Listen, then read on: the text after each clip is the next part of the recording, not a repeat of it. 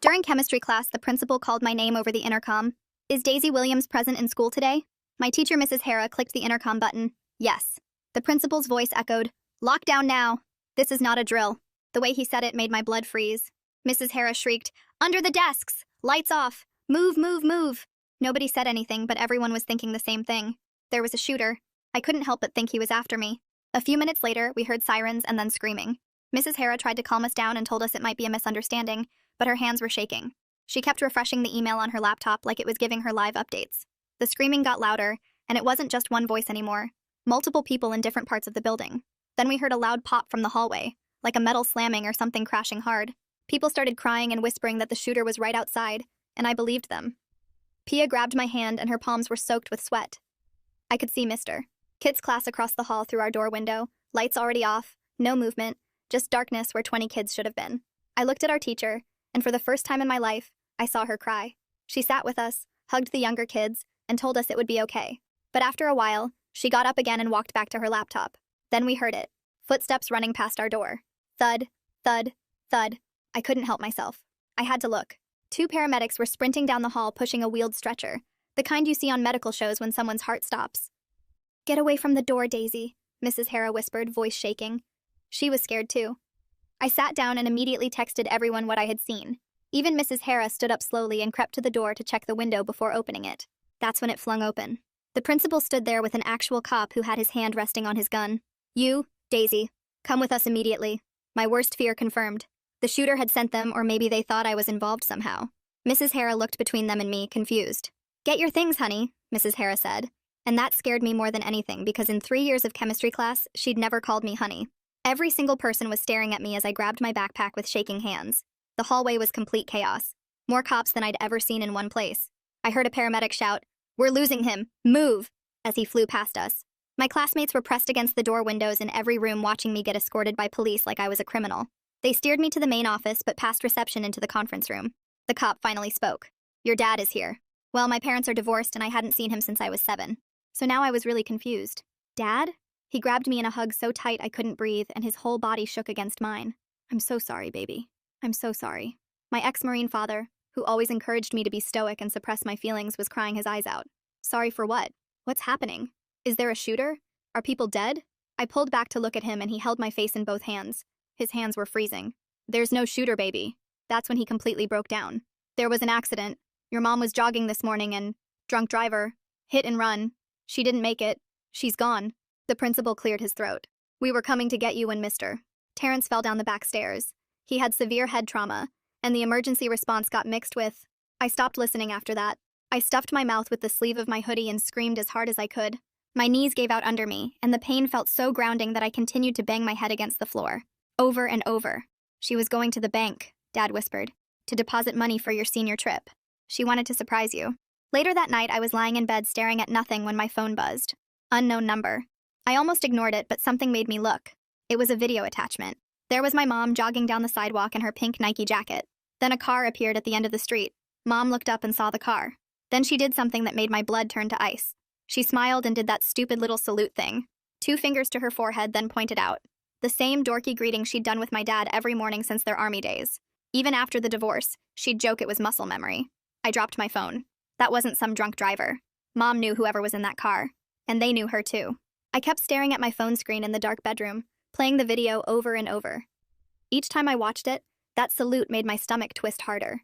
Mom's hand went up to her forehead, 2 fingers out, then she pointed forward with this little smile on her face. The 10th time I watched it, I noticed something else. The car slowed down for just a second when she did the salute, like the driver was making sure it was really her. My hands wouldn't stop shaking. I couldn't sleep after that, so I grabbed my laptop from my desk and started searching online.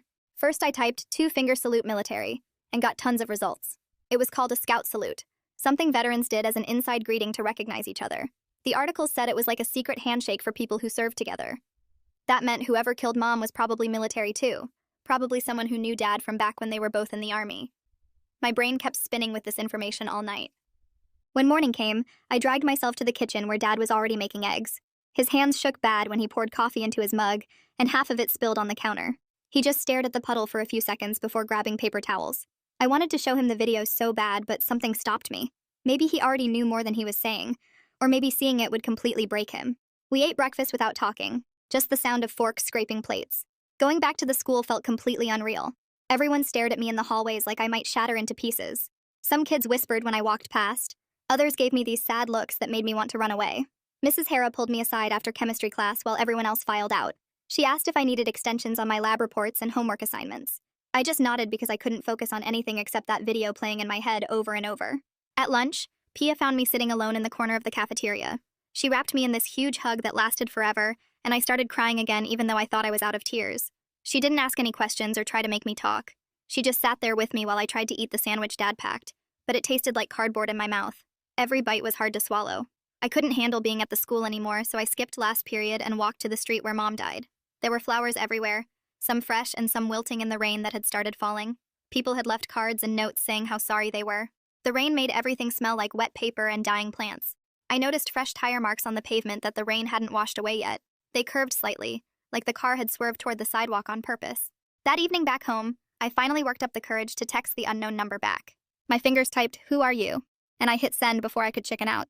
3 dots appeared immediately, showing someone was typing on the other end. The dots stayed there for almost a minute, then disappeared completely. No message came through, but at least I knew someone was watching. Someone who wanted me to know the truth. Dad ordered Chinese takeout for dinner, getting all of Mom's favorite dishes even though she wasn't there to eat them. We sat at the table with way too much food between us. After a while, he started telling me about their first date at a Chinese restaurant near the army base. He said Mom ordered everything too spicy and pretended it didn't burn her mouth because she wanted to look tough. His voice cracked when he talked about how she chugged 3 glasses of milk when she thought he wasn't looking. Then he excused himself to the bathroom and I heard him crying through the door. Later that night, I heard him on the phone in his office. His voice was angry and he kept saying things about keeping quiet and not stirring up trouble. I crept closer to the door to listen better. He mentioned something about old debts and obligations. Then he saw my shadow under the door. He hung up fast and opened the door, telling me it was just insurance company stuff about Mom's policy. But insurance companies don't call at 10 at night, and they definitely don't make Dad sound that scared. The next morning at the school was even worse than the day before. Rumors were flying everywhere about why I got pulled from class during the lockdown. Kids made up crazy stories about what happened. Some said my mom was involved in something illegal. Others said she owed money to bad people. This one kid actually came up to me in the hallway and asked if my mom was the shooter from the lockdown. I had to walk away before I punched him in his stupid face. My fists were clenched so tight my nails left marks in my palms. Study hall was next and I couldn't focus on homework, so I pulled out my phone and started searching. I typed hit and run, plus our town name into Google over and over with different dates. Most results were about other accidents from years ago, but then I found it. A tiny news article from 2 days ago with just 3 sentences about Mom being struck while jogging on Maple Street. The article said police were investigating and asked anyone with information to call the station. That was it. No mention of the driver or the car or anything useful. I opened a new document on my phone and started typing everything I knew.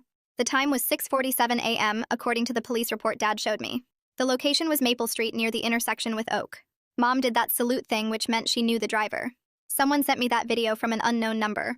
Looking at my list made me realize how little I actually had. Just a bunch of questions and one grainy video that proved Mom recognized her killer. After school, I couldn't go straight home, so I walked the long way past First National Bank where Mom was heading that morning. The second I walked in, the teller at the first window looked up and her eyes got watery. She came around the counter and hugged me, which felt weird since I'd never met her before. She told me Mom came in every week and always talked about me. She said Mom was so excited about surprising me with money for the senior trip to Washington, D.C. Mom had been saving for months and was going to deposit the last payment that morning. The teller kept apologizing like it was somehow her fault Mom never made it to the bank. I left feeling worse than before because now I knew Mom died trying to do something nice for me. That night, I was doing homework when my phone buzzed with another text from the unknown number. This time, it was just an address with no message. I recognized the street name immediately because it was only 2 blocks from where Mom got hit. My hands started shaking as I stared at the address. Someone wanted me to go there and they'd already shown me they had information about Mom's death. I told Dad I was going to Pia's house to work on a group project. He barely looked up from his laptop where he was filling out insurance forms. I grabbed my bike from the garage and pedaled as fast as I could to the address. It was a small brick house with a perfectly kept lawn and one of those video doorbells pointing at the street. That's when it clicked in my brain. This doorbell camera would have recorded any cars driving past that morning. My legs felt weak as I walked up to the door and rang the bell. An older woman with gray hair pulled back in a bun opened the door and looked at me for a long moment. She asked if I was alone, and when I nodded, she stepped aside to let me in. She said her name was Georgia Rhodes and she'd been expecting me.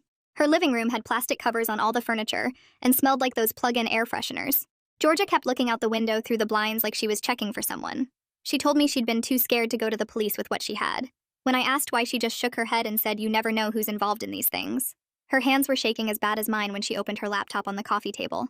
She clicked through folders until she found one labeled with the date Mom died. There were dozens of video files from her doorbell camera sorted by time. She clicked on the one from 6:45 a.m., and we both leaned forward to watch. The quality was so much better than the video on my phone. You could see Mom jogging past in her pink jacket looking happy and healthy. Then about 30 seconds later, a gray truck appeared at the edge of the frame. Georgia paused it and zoomed in as much as she could. It was definitely a Ford F-150, and there was something on the back bumper that looked like a sticker, but the image got too fuzzy when she zoomed more. We watched the truck drive past, and then Georgia pulled up another file from 3 minutes later. The same truck came flying back the other way, going way too fast for a residential street. Georgia said she'd seen that truck before lots of mornings around the same time.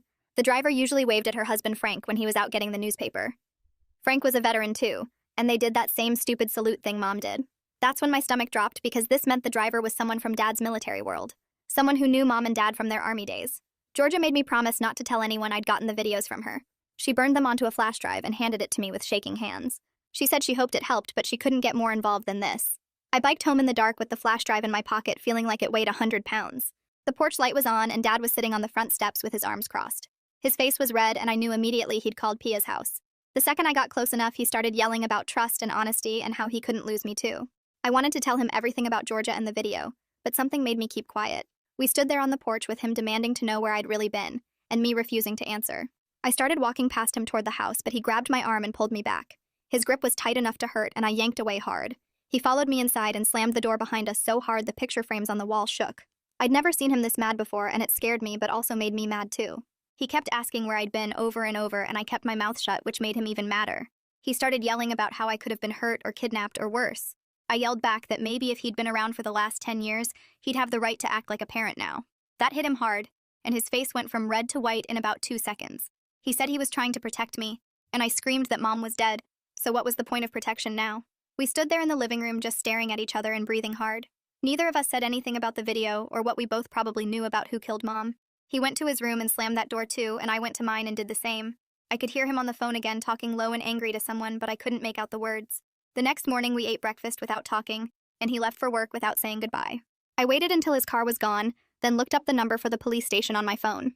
The lady who answered sounded bored until I said I had information about the hit and run on Maple Street. She transferred me right away to someone else who said his name was Detective Alan Holt. His voice sounded tired, like he'd been up all night, but he perked up when I explained I had video footage. He said he could meet me after school at the coffee shop near campus if that worked for me. I agreed and spent the rest of the day barely paying attention in class. Pia kept asking if I was okay, and I just nodded because I couldn't explain everything yet. After the final bell, I walked to the coffee shop and saw a guy in his 30s sitting in the corner booth with a notebook. He stood up when I walked over and shook my hand like I was an adult, which felt weird.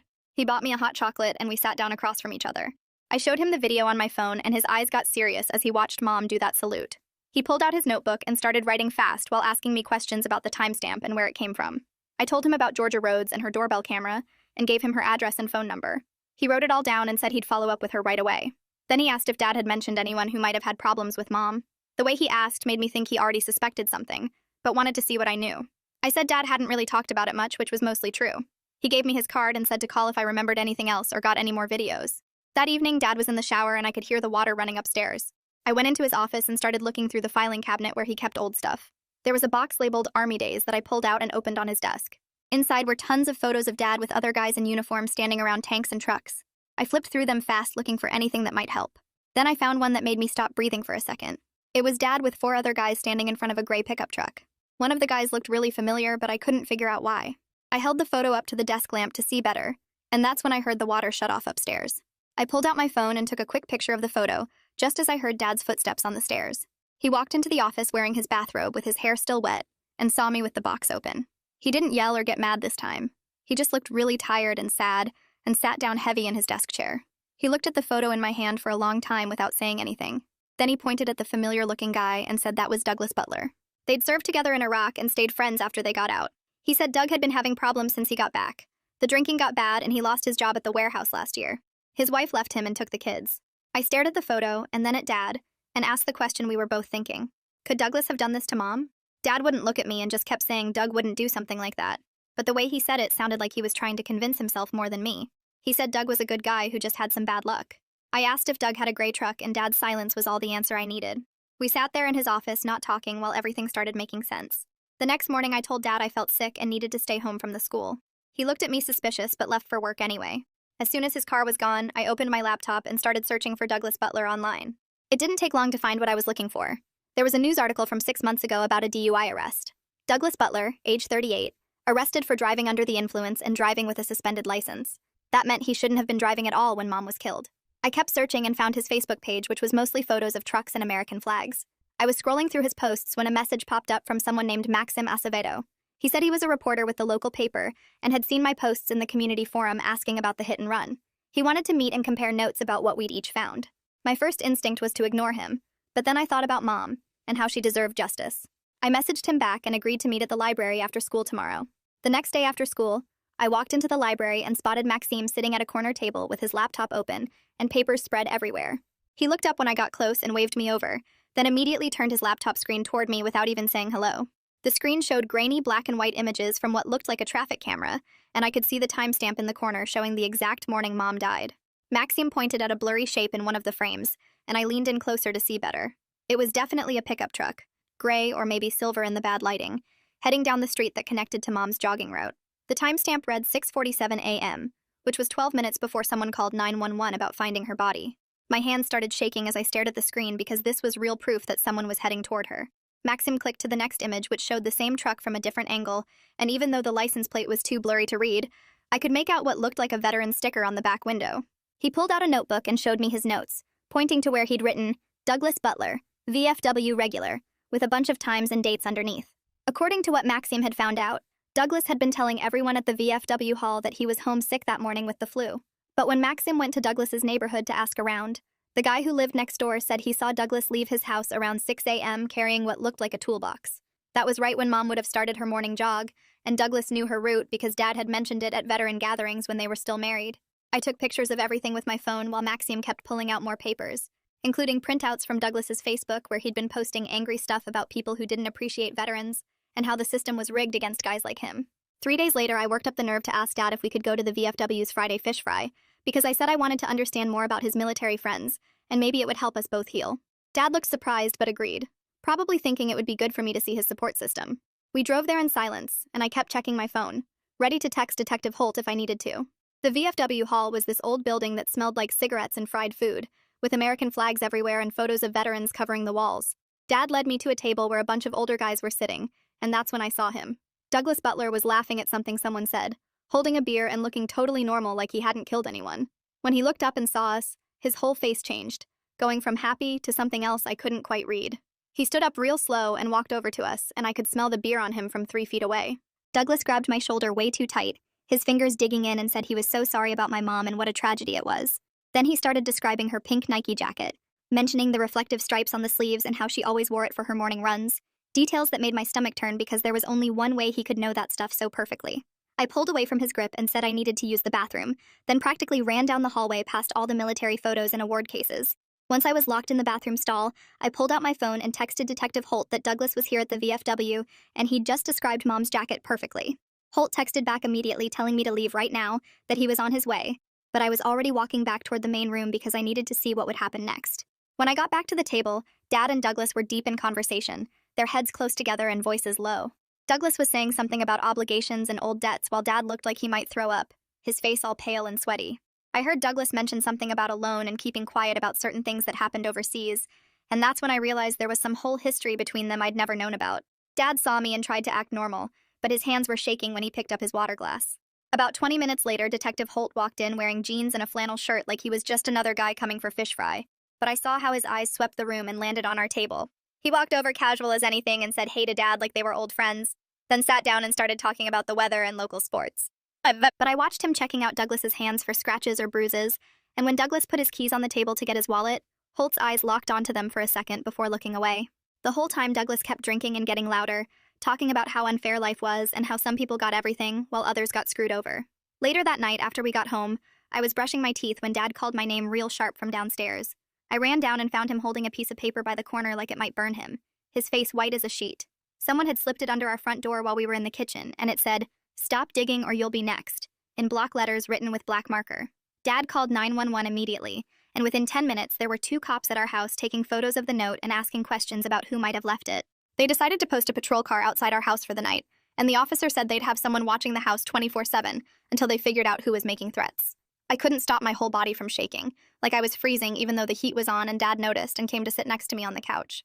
He stayed in my room that night, pulling my desk chair next to my bed and sitting there in the dark, just like he used to when I was 5 and had bad dreams about monsters. Neither of us said anything about how this was different because the monster was real and knew where we lived.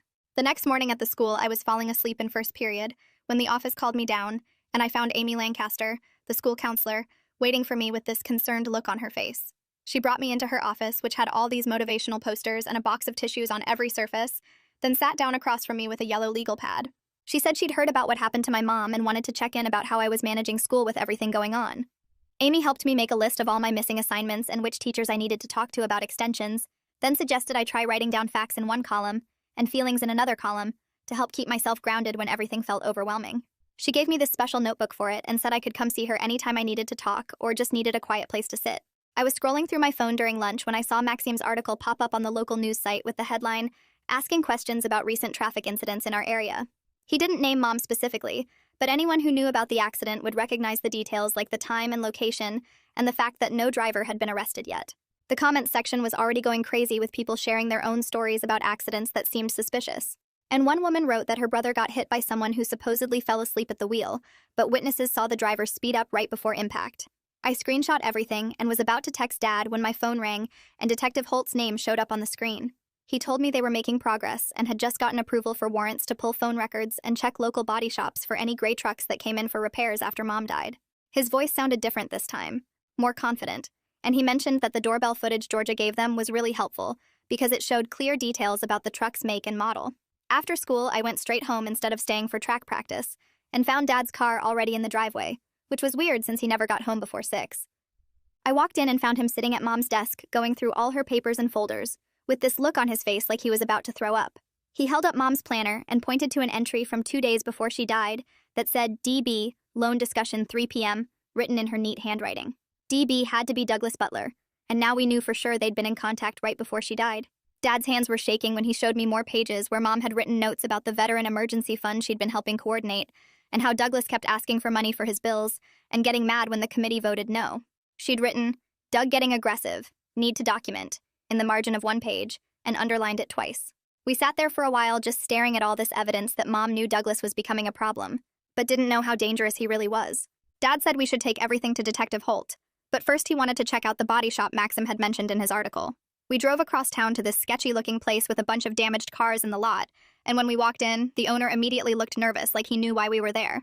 Dad asked about gray pickups that might have come in recently, and the guy started saying he couldn't discuss customer work because of privacy, but his eyes kept flicking to a clipboard on his desk where I could clearly see Douglas's name at the top of a work order. The owner kept wiping his hands on his coveralls and saying we'd need a warrant to see any records, but the whole time he was backing away from us like he was scared. We left without pushing it, but I took a photo of the license plate of a gray truck parked around back that had fresh paint on the front bumper. That night, Detective Holt texted both me and Dad saying they'd confirmed Douglas's truck was at that body shop 2 days after Mom died, getting a front bumper replacement and new paint job. He said the investigation was officially focused on Douglas now, and they were building a solid case but needed a few more days to get everything lined up. The memorial service was that weekend, and I spent the whole morning throwing up because I couldn't handle the idea of standing in front of everyone talking about Mom when we knew someone had murdered her. We got to the funeral home early to set up the photo boards and flower arrangements when I saw Douglas walk in wearing a black suit that looked brand new. My skin started crawling and I grabbed Dad's arm so tight he winced, but he just whispered that we had to act normal and not let Douglas know we were onto him. Douglas came over and hugged us both, saying how sorry he was, and the whole time I was staring at his boots, which had little specks of paint overspray on them, like he'd been standing too close when someone was spray painting.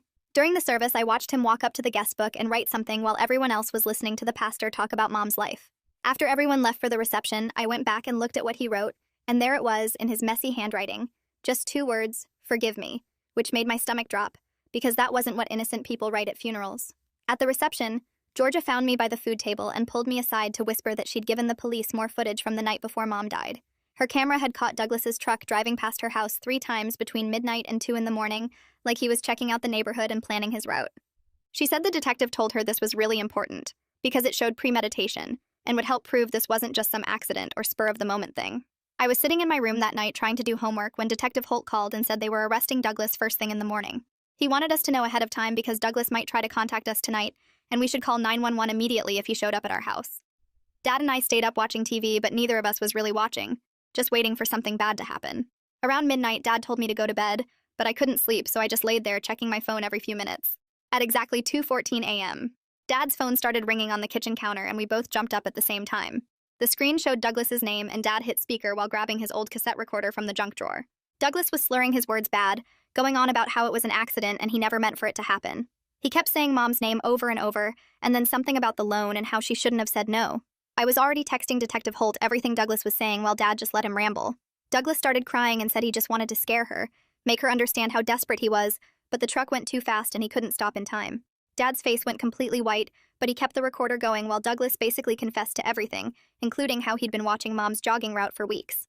The call lasted 17 minutes before Douglas passed out or hung up, and Dad immediately called Detective Holt, who said units were already on their way to pick Douglas up. By 6 a.m., the arrest was all over the local news website with Douglas's mugshot showing him looking rough with bloodshot eyes and gray stubble. At the school, everyone was staring at me and whispering because the article mentioned me and Dad by name as the victim's family. Some kids came up and hugged me or said they were sorry, but others, especially the ones whose dads were in the VFW with Douglas, walked right past me without making eye contact. Jake Tommy actually bumped into me on purpose and muttered something about snitches, which made Pia step between us ready to fight. 3 days later, we got a call from the DA's office asking us to come in for a meeting about the charges. The prosecutor was this older woman with gray hair pulled back tight, who spread out all these papers showing Douglas's record, including 2 prior DUIs and the suspended license. She explained they were charging him with vehicular manslaughter, leaving the scene of a fatal accident, driving on a suspended license, and some other stuff that could add up to 25 years. Dad asked if that meant a trial, and she said probably not because Douglas's lawyer was already asking about plea deals. Sure enough, the next morning, Douglas's lawyer called our house trying to set up a meeting. Dad put him on speaker, and the guy immediately started talking about how this was all a terrible accident, and Douglas was suffering from PTSD and substance abuse issues. He wanted to plead to a lesser charge of involuntary manslaughter and get maybe 5 years with treatment programs. But I grabbed the phone and told him about the video showing Douglas aimed right at Mom. The lawyer got quiet and said he'd have to review that evidence, but still thought we could work something out, which made me so mad, I threw the phone across the room. A week later, Dad got a letter from the VFW saying some members had started a legal defense fund for Douglas, since he was a veteran in crisis, who deserved support, not abandonment. Dad sat at the kitchen table for an hour writing a response explaining why he couldn't stay silent about his friend murdering his ex-wife, even if it meant losing his whole community. He mailed it, but also posted it on Facebook, which caused this huge fight with people taking sides and calling each other traitors. 2 weeks into all the legal stuff, Douglas's wife Linda showed up at our door with a box of papers. She looked exhausted and said she'd filed for divorce and wanted us to know the truth about what Douglas had been saying before Mom died. She showed us these text messages where Douglas ranted about people who betrayed him, and Mom's name came up over and over, calling her self-righteous and saying she needed to be taught a lesson. Linda also had bar receipts showing Douglas drinking every night for months, and recordings from their Ring doorbell of him coming home drunk, talking about getting revenge on everyone who wronged him. We gave everything to Detective Holt, who said it would really help the case. The next weekend, I biked over to George's house to thank her for being brave enough to share that footage. She made chamomile tea, and we sat on her porch not talking much, but it felt good being with someone else who did the right thing even though it was scary. She told me her husband was mad at her for getting involved, but she couldn't live with herself if she'd stayed quiet. Dad found this grief support group at the community center and convinced me to go, even though I didn't want to talk about feelings with strangers. The first few sessions, we just sat there listening to other people share their stories, but on the drives there and back, Dad started telling me things about Mom I never knew, like how she used to write poetry and wanted to be a teacher before joining the army, and how she cried for 3 days when she found out she was pregnant with me, because she was so happy. After 6 weeks of legal back and forth, the DA called with news that Douglas agreed to plead guilty to vehicular homicide. 15 years with no chance of early parole, plus he had to pay restitution even though everyone knew he was broke. Dad and I had to go to court for the plea hearing where Douglas stood in an orange jumpsuit and actually admitted to killing Mom on purpose because he was angry about the loan denial. Hearing him say it out loud made it real in a way that hit me so hard I had to run to the bathroom and throw up. School got easier after the plea deal was public and the drama died down. Pia stayed by my side through everything, and even Mrs. Hara started checking on me between classes, calling me honey like it was totally normal now, which actually made me feel better somehow. Dad showed up at my door the next Saturday morning with cardboard boxes and said we needed to go through Mom's office at the house. We drove there in silence, and I hadn't been back since that morning when she left for her jog. Her coffee mug still sat on the counter with a ring of dried coffee at the bottom. Dad started with her desk drawers while I tackled the closet full of her work clothes that still smelled like her perfume. We packed most of the blazers and dresses for donation, but when I found her old army uniforms hanging in the back, Dad grabbed them and held them against his chest. Behind the uniforms, I found a shoebox full of letters with our names on them. Never mailed, all dated from different years after the divorce. Dad read his first one and had to sit down on the floor. Mine talked about how proud she was of me, and how she wished things could have been different with Dad, but she never stopped hoping we'd all find our way back to each other somehow. 3 months passed before I could even think about running again. But one morning, I put on Mom's pink Nike jacket and laced up my shoes. The route she took every morning started at our house and went down to the park where the community had installed a memorial bench with her name on it. My legs shook the whole first mile, but when I reached the bench and sat down, I didn't cry for the first time since everything happened. Detective Holt mailed us the final case file with all the evidence they'd collected, and it was thicker than a phone book. The financial records showed Douglas owed over $80,000 between gambling debts and failed business ventures. He'd applied to the Veteran Emergency Fund Mom managed 6 times and got denied every time because he never provided proper documentation. The detective highlighted one email where Douglas wrote that Mom was ruining his life by being so strict about the rules, and someone needed to teach her that actions have consequences. Dad started showing up at my school stuff after that. First, just my chemistry presentation, then the spring concert where I played clarinet, then even the stupid bake sale fundraiser. He met Pia properly at the concert, and she told him about how we'd been friends since middle school and how Mom used to drive us to the mall every Friday. The college acceptance letters started coming in April, and I got into 3 schools, but the one that mattered came on Mom's birthday. The scholarship committee wrote that my essay about seeking justice while processing grief showed unusual maturity, and they were offering me a full ride. Georgia Rhodes called that same week to invite us for Sunday dinner, and it became this regular thing where we'd go over and she'd make pot roast while her husband talked to Dad about their service years. She told me once while we were washing dishes that testifying about the video footage was the scariest thing she'd ever done, but watching us fight for the truth made her realize some things are worth being scared for.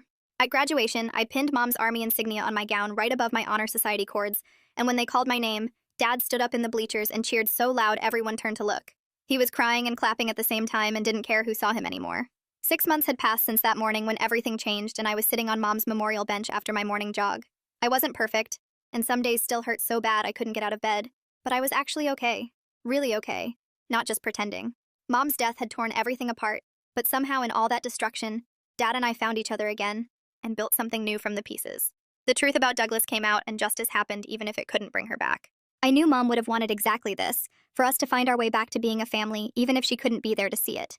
Time to close the book on this journey, folks. Appreciate you letting me drop my clever quips and observations along the way today. If you made it to the end, drop a comment. Love reading all your comments.